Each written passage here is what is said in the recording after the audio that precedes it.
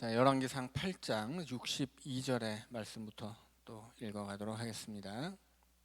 성전 봉헌식에 관한 이야기죠. 이에 왕과 및 왕과 함께한 이스라엘이 다 여호와 앞에 희생 제물을 드리니라. 솔로몬이 화목제 희생 제물을 드렸으니 곧 여호와께 드린 소가 2만 2천 마리요 양이 12만 마리라. 이와 같이 왕과 모든 이스라엘 자손이 여호와의 성전에 봉헌식을 행하였는데, 그날에 왕이 여호와의 성전 앞들 가운데를 거룩히 구별하고 거기서 번제와 소제와 감사 제물의 기름을 드렸으니, 이는 여호와의 앞 놋 제단이 작으므로 번제물과 소제물과 화목제의 기름을 다 용납할 수 없습니다. 그때 솔로몬이 7일과 7일 도합 14일간을 우리 하나님 여호와 앞에서 절기로 지켰는데, 하맛 어귀에서부터 애굽 광까지의 온 이스라엘의 큰 회중이 모여 그와 함께 하였더니, 여덟째 날에 솔로몬이 백성을 돌려보내매 백성이 왕을 위하여 축복하고 자기 장막으로 돌아가는데, 여호와께서 그의 종 다윗과 그의 백성 이스라엘에게 베푸신 모든 은혜로 말미암아 기뻐하며 마음에 즐거워하였더라. 자, 이제 성전을 다 짓고 성전 봉헌식을 하고, 자, 재물이 엄청나죠. 소가 2만 2천 마리, 양이 12만 마리예요. 이거 잡는 것만 해도 어마어마하겠죠. 그래서 이 재물이 너무 많아서 원래는 이 성전 안에 제단에서 재물을 태워야 되는데, 도저히 너무 많은 수십 십몇만 마리의 재물을 그렇게 할 수가 없잖아요. 그래서 그날만은 특별히 제단에서만 태우지 않고 이 성전 앞들을 아주 온통 다 제단으로 썼다, 그 얘기입니다. 그러니까 이것이 뭘 말하고 싶은 거냐면, 성전이 이렇게 처음 지어지고 하나님 앞에 바쳐질 때는 하나님도 기뻐하시고 그렇게 이스라엘 백성들도 기뻐하는 그런 아름다운 성전이었다라는 뜻이에요. 그 안에는 또 성전을 지을 때까지 어떤 명암도 있지만, 이제 잘못한 것은 좀 그런 부분이 있다 손 치더라도 하나님께서 이 성전을 기쁘시게 받았다라고 하는 뜻이죠. 그래서 앞으로 이 성전에서 하나님을 온전히 섬기기만 하면 이스라엘은 이제 아주 그냥 좋은 미래를 맞이할 수 있었다라고 하는 뜻이에요. 자, 그런데 이제 9장부터는 좀 다른 이야기가 나오기 시작합니다. 일단 하나님이 솔로몬에게 나타나셔서 말씀하시는데, 신명기의 말씀처럼 좋은 얘기만 해주는 게 아니고 나쁜 얘기도 같이 해주세요. 네가 나만 하나님만 섬기면 너 복 받을 거야. 이스라엘 잘 될 거야. 그런데 만약에 우상 섬겼다가는 내가 이 성전을 집어 던져버릴 거야. 이런 말씀까지 하십니다. 자, 9장 1절입니다.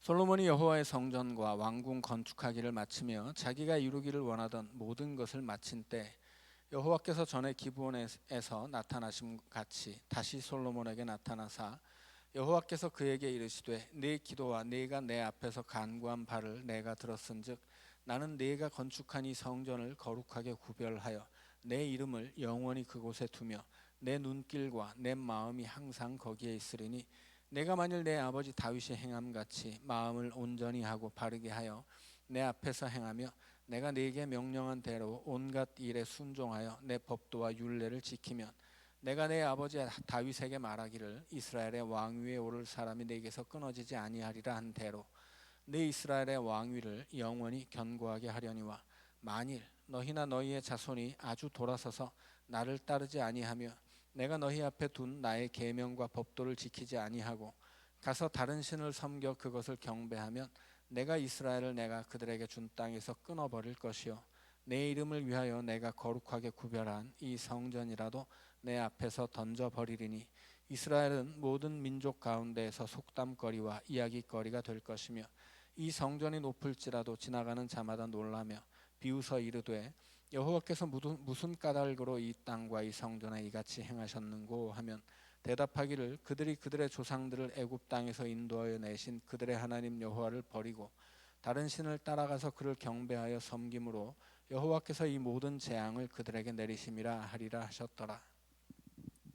자, 하나님이 신명기의 말씀에 나온 그대로 또 솔로몬에게 말씀하시죠.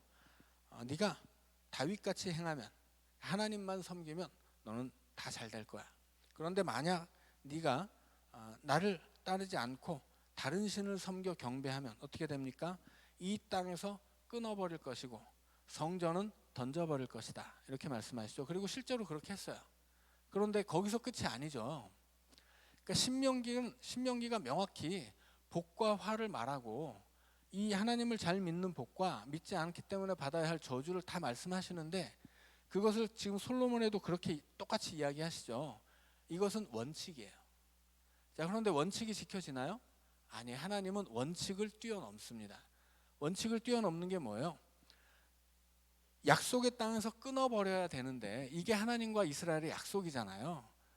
약속의 땅에서 하나님 앞에 약속을 지키지 않으면 약속도 끊어지는 것이고 그 약속의 땅도 끊어지는 것이에요.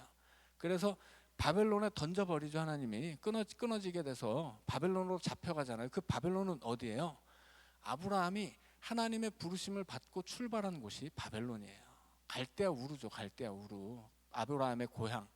하나님의 부름을 받고 그 갈대아 우르에서 아브라함은 하나님의 언약을 받고 언약을 붙잡고 그 땅을 떠난 거예요. 그런데 아브라함의 자손들이 언약을 깨버렸기 때문에 그 언약을 주신 이전의 상태로 그들을 돌려보내버린 거죠. 그것이 바벨론 포로기의 의미예요. 그런데 거기서 끝난 게 아니라고 하는 거예요. 그것은 하나님과 이스라엘이 세운 약속이죠. 언약이에요. 언약은 거기까지예요. 근데 하나님은 언약 이상의 은혜를 베풀어 주시는 거죠. 그래서 이스라엘 백성들은 하나님과 언약을 맺고 그 언약대로 땅도 빼앗기고 성전도 다 불타 없어지게 되는 거예요. 그런데 그럼에도 불구하고 하나님은 언약대로만 하지 않고 그 언약을 넘어서서 그들에게 은혜를 베푸시는 거예요. 그래서 쫓겨난 땅에서 그들을 다시 데려와요. 성전을 다시 짓게 합니다. 다시 데려온 땅에서도 이스라엘 백성들은 또 하나님을 배신하죠. 그 성전에서 또 제사장들은 타락하고 그 성전 곡간에 든 11조를 빼먹다가 또 욕을 먹고 그런단 말이에요. 그럼에도 불구하고 하나님은 끝까지 메시아에 관한 다윗의 언약을 지켜내신다는 말이에요. 그러니까 하나님은 하나님과 이스라엘 백성 사이에 있는 것은 언약이 아니라 은혜라고 하는 거예요. 하나님의 백성들은 끊임없이 언약을 어기고 하나님 앞에 죄만 지어요. 그런데 하나님은 약속대로 그들을 갖다 버리는 게 아니라 그 약속을 넘어서서 그들의 그 약속을 넘어서는 은혜를 베풀어 주시는 거예요. 그래서 하나님은 은혜의 하나님이고 사랑의 하나님이다라고 하는 거예요. 하나님이 우리가 죄 지었다고 죄대로만 갚아버리면 우리가 어떻게 하나님 믿겠어요? 우리가 어떻게 천국 가요? 그게 아니라고 하는 거죠. 우리가 죄를 안 지어서 천국 가는 게 아니잖아요. 하나님이 은혜를 베풀어 주시는 거예요. 은혜를. 우리는 그 은혜를 힘입어서 하나님의 자녀가 되는 것이고 그 은혜 때문에 구원받는 것이지 내가 뭐 잘했다고 내가 뭐 부족한 것이 없어서 그런 거 아니에요. 그래서 우리가 보아야 할 것은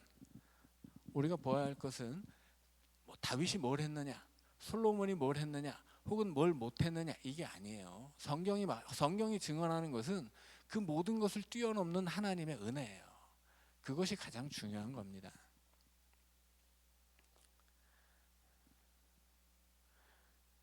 자, 9장 10절입니다. 솔로몬이 두 집 곧 여호와의 성전과 왕궁을 20년 만에 건축하기를 마치고 갈릴리 땅의 성읍 20곳을 히람에게 주었으니 이는 두로 왕 히람이 솔로몬에게 그 온갖 소원대로 백향목과 잣나무와 금을 제공하였습니다. 히람이 두로에서 와서 솔로몬이 자기에게 준 성읍들을 보고 눈에 들지 아니하여 이르기를 내 형제여 내게 준 이 성읍들이 이러한가 하고 이름하여 가불 땅이라 하였더니 그 이름이 오늘까지 있느니라. 히람이 금 120달란트를 왕에게 보내었더라. 자, 이제 여기서부터 아주 이제 열왕기가 솔로몬을 막 엄청나게 이제 까는, 뭐 쉽게 말하면 까는 거죠. 솔로몬이 성전과 왕궁을 20년에 걸쳐서 짓습니다. 7년 동안은 성전을 지었고 13년 동안 자기 왕궁을 지었어요. 그런데 뭘로 지었어요? 히람이 제공한 대리석, 백향목, 금이에요. 성전과 다윗 왕궁을 이 솔로몬 왕궁을 지을 때 어마어마한 재료들이 들어가죠. 그 모든 재료를 누가 댔어요? 히람이 댄 거예요. 그리고 그 히람에게 그 대가로 뭘 주는 거예요? 땅을 줍니다. 어디 땅을 줘요? 갈릴리 땅. 갈릴리 땅은 사도행전을 보면 사도행전에서 헤롯 대왕의 아들 헤롯 안티파스가 벌레에 먹혀 죽죠. 왜 벌레에 먹혀 죽냐면 그가 교만했기 때문이에요. 왜 교만했냐면 이 헤롯 안티파스가 다스리던 땅이 어디였냐면 갈릴리 인근이에요. 갈릴리 인근의 땅을 가지고 왜 교만했냐면 갈릴리 인근의 땅은 비옥합니다. 자, 말씀드린 것처럼 이스라엘이 남과 북으로 나뉘었죠.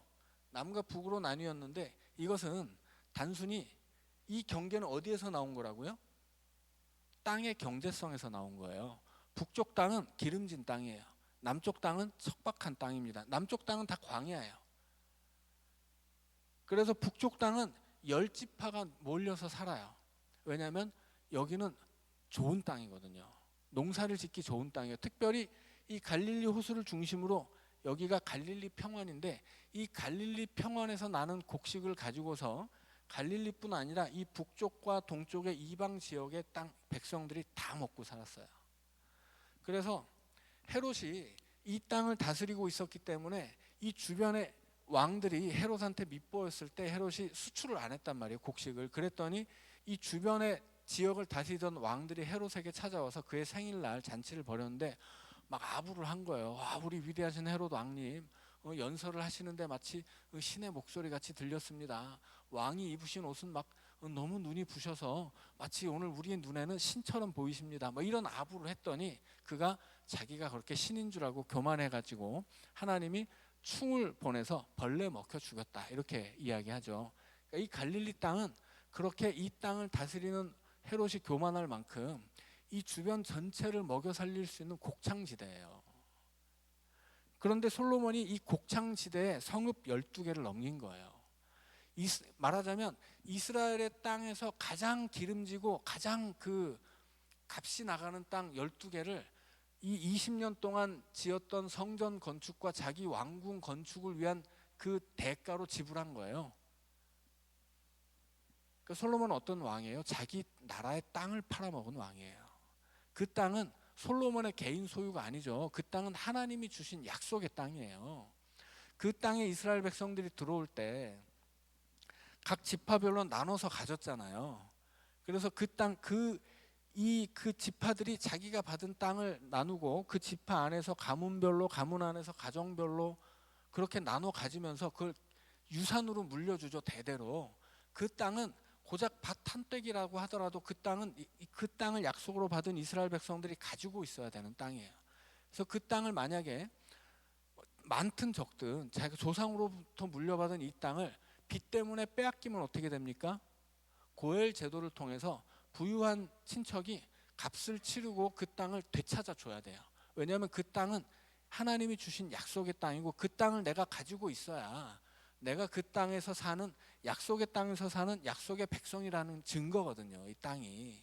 그런데 그 땅을 외국 왕에게 이방인 왕에게 줘버린 거예요. 자기 땅이 아니에요.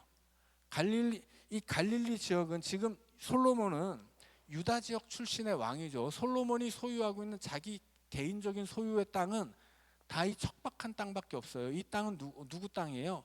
여기 살고 있는 북이스라엘의 10지파 중에 어느 누군가의 땅인 거예요.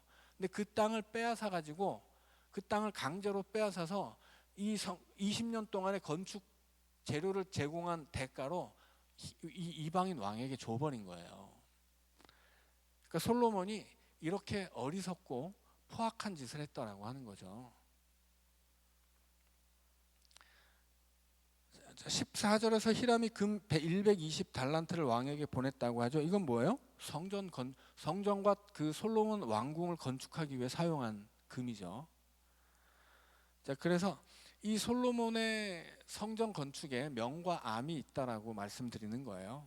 그러니까 이 어처구니 없는 솔로몬이 그렇게 자기네 나라에서 하나님이 주신 이 약속의 땅에서 가장 그 기름지고 좋은 땅을 그렇게 히람에게 준 것이고 히람은 그것마저도 성이 안 찬다고 타박을 했다는 거예요.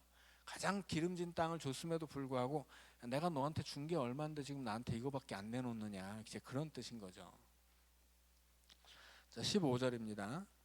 솔로몬 왕이 역군을 일으킨 까닭은 이러하니 여호와의 성전과 자기 왕궁과 밀로와 예루살렘 성과 하솔과 무깃도와 게셀을 건축하려 하였습니다.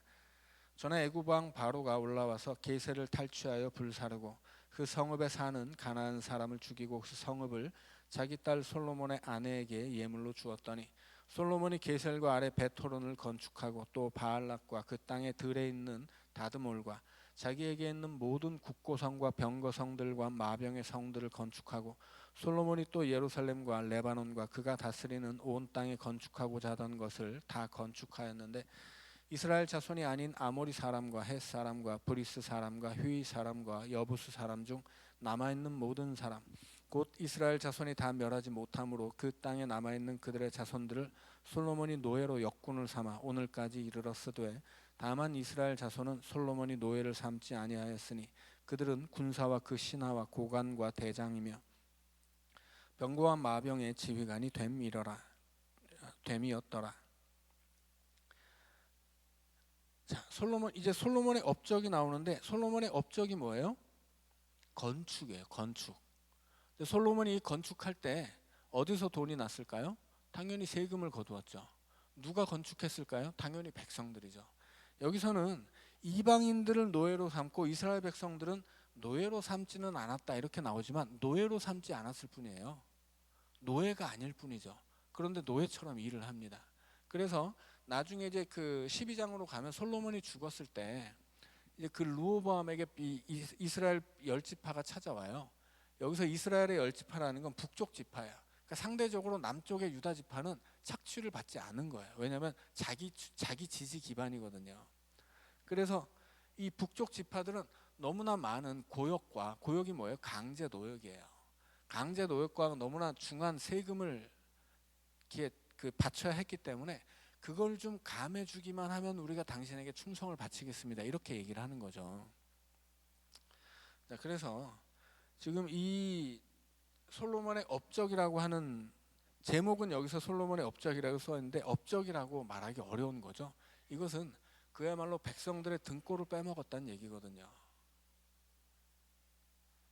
자, 23절입니다. 솔로몬에게 일을 감독하는 우두머리 550명이 있어 일하는 백성을 다스렸더라. 바로의 딸이 다윗성에서부터 올라와 솔로몬이 그를 위하여 건축한 궁에 이를 때 솔로몬이 밀로를 건축하였더라. 솔로몬이 여호와를 위하여 쌓은 제단 위에 해마다 3번씩 번제와 감사의 제물을 드리고 또 여호와 앞에 있는 제단에 분향하니라. 이에 성전 짓는 일을 마치니라. 솔로몬 왕이 에돔 땅 홍해 물가의 엘롯 근처 에시온 게벨에서 배들을 지은지라. 히람이 자기 종 곧 바다에 익숙한 사공들을 솔로몬의 종과 함께 그 배로 보내매 그들이 오빌에 이르러 거기서 금 420달란트를 얻고 솔로몬 왕에게로 가져왔더라. 무슨 얘기냐면 솔로몬이 무역을 했다는 얘기예요. 원래 이스라엘에서는 바다로 진출을 못했습니다. 왜냐하면 이 이스라엘 땅은 지중해와 인접해 있죠. 그러니까 이스라엘의 서쪽은 다 바다예요. 그런데 바다로 나가지 못하는 이유는 지리적으로 오늘날에는 그냥 세면을 들이붓고 아니면 뭐 이렇게 간척 사업 같은 걸 해가지고 어디든지 항구를 만들 수 있잖아요. 이 시대에는 그게 안 돼요. 이 시대에는 자연적으로 그 항구를 만들 수 있는 지형 조건이 갖춰져 있는 곳에만 항구를 만들 수 있습니다. 그런데 이스라엘에게는 그런 지형 조건이 갖춰져 있는 바닷가가 없었어요. 그래서 이 이스라엘 국경 너머에 시돈 두로 이쪽으로 가야만 그 항구를 세울 수 있는 지형이 있었어요. 그래서 이스라엘 백성들은 이 바다로 진출을 하지 못했습니다. 그런데 솔로몬 시대에 이 솔로몬의 영향력이 이 북쪽까지 다 미쳤기 때문에 이 바다를 통해서 무역을 할 수 있었다는 것이고 그 무역을 통해서 굉장히 많은 금을 얻을 수 있었다 하는 거예요. 그 금이 이제 처음에 이제 이 9장 14절에서 히람에게 금 120달란트를 받았다 이 얘기가 나오죠. 그때 120달란트는 아마도 20년 동안 성전과 자기 왕궁을 지을 때 그 쓰였던 그 금일 거예요. 자, 그런데 10장으로 넘어가면 이제 9장 28절에 보면 420달란트가 나오죠. 엄청나게 많은 돈이죠. 10장 14절로 가면 666달란트예요. 어마어마하죠. 자, 이게 어느 정도 큰 돈이냐면 이스라엘 백성들이 나중에 로마의 지배를 받잖아요. 로마의 지배를 받을 때 로마에게 1년에 바쳤던 세금이 얼마냐면 30달란트예요. 금 30달란트. 그러니까 지금 여기 나오는 뭐 120달란트부터 시작해서 뭐 420달란트, 666달란트 이게 얼마나 큰 건지 몰라요. 예를 들어서 666달란트다 그러면 예수님 시대 이스라엘이 로마에게 바쳤던 1년치 세금의 몇십 배예요. 자, 그렇기 때문에 솔로몬 시대에는 은 같은 건 취급도 안 했다 이런 얘기가 이제 또 뒤에 나오거든요. 그만큼 뭐예요? 사치를 부렸다는 얘기예요.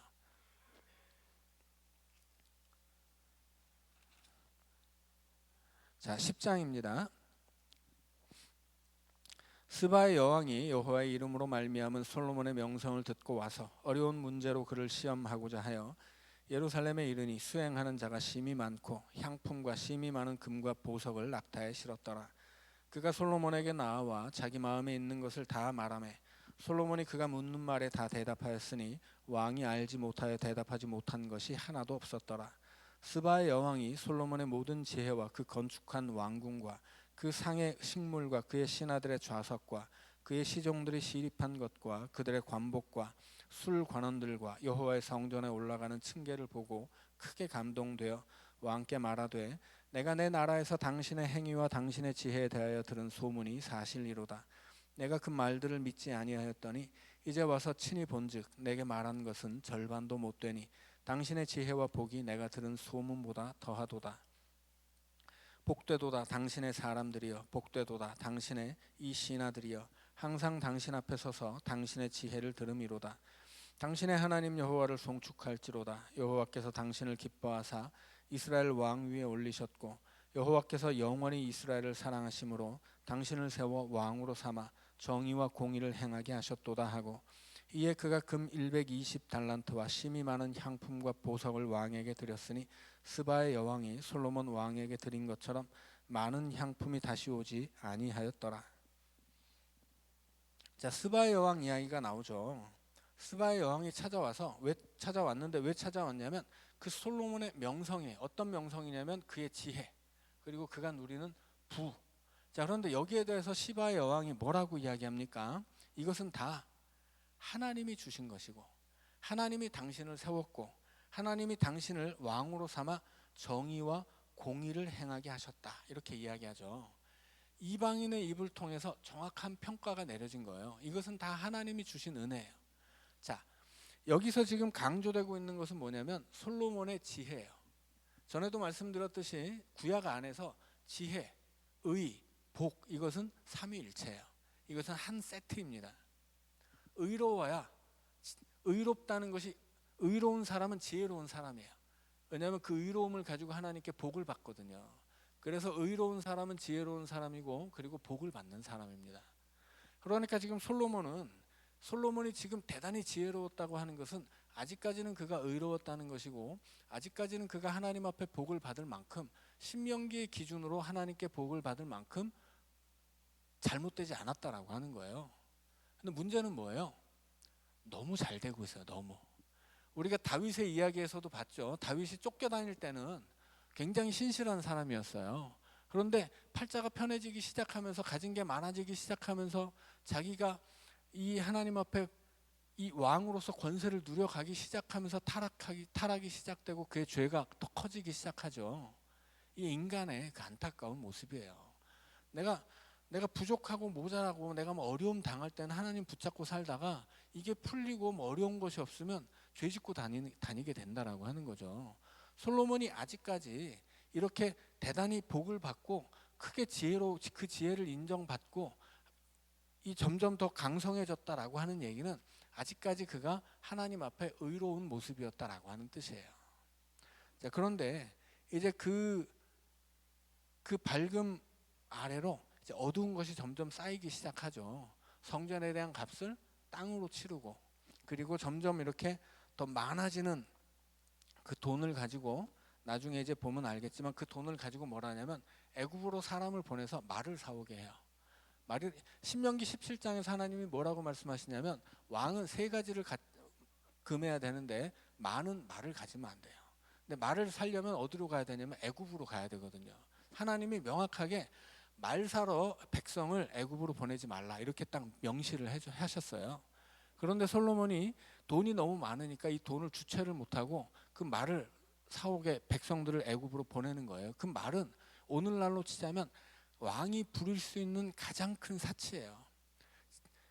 그러니까 말하자면 뭐 이렇게 그 온갖 그 비싼 외제차를 컬렉션을 만들어서 그 외제차 컬렉션을 두는 성을 만들고 막 이 성을 만들기 위해서 백성들을 동원해서 강제 노역을 시키고 세금을 걷게 하고 이런 식으로 했다라고 하는 거예요. 그래서 지금 이 스바의 여왕의 이야기가 나오고 지금 막 굉장히 많은 그 솔로몬의 지혜와 그가 누렸던 뭐 이런 그 많은 것들이 나오는데 그가 누린 것들 이것들이 동시에 그를 타락시키고 있다라고 하는 것을 이제 우리가 알아야 된다는 것입니다. 자, 이어지는 이야기는 이제 다음 시간에 읽도록 하죠. 오늘은 10장 10절까지만 읽도록 하겠습니다. 우리 기도하고 마치겠습니다. 사랑의 하나님, 이렇게나 하나님 앞에 지혜로웠던 솔로몬이 그의 삶에 금이 쌓여감으로써 다시금 그 지혜로움을 잃어버리고 하나님의 말씀을 어기며 하나님 앞에 부족한 모습을 보여가는 것을 깨닫습니다. 주님, 오늘 우리도 그렇게 우리 삶의 소유가 많아질수록 믿음은 작아지는 것을 깨닫게 하여 주옵시고 그렇게 재물을 통하여 그 편안함을 통하여 우리를 유혹하는 그 마귀의 계획을 이겨낼 수 있도록 주님 우리를 지혜롭게 하시고 우리의 믿음을 단단하게 지켜 주시옵소서. 예수님 이름으로 기도하옵나이다. 아멘.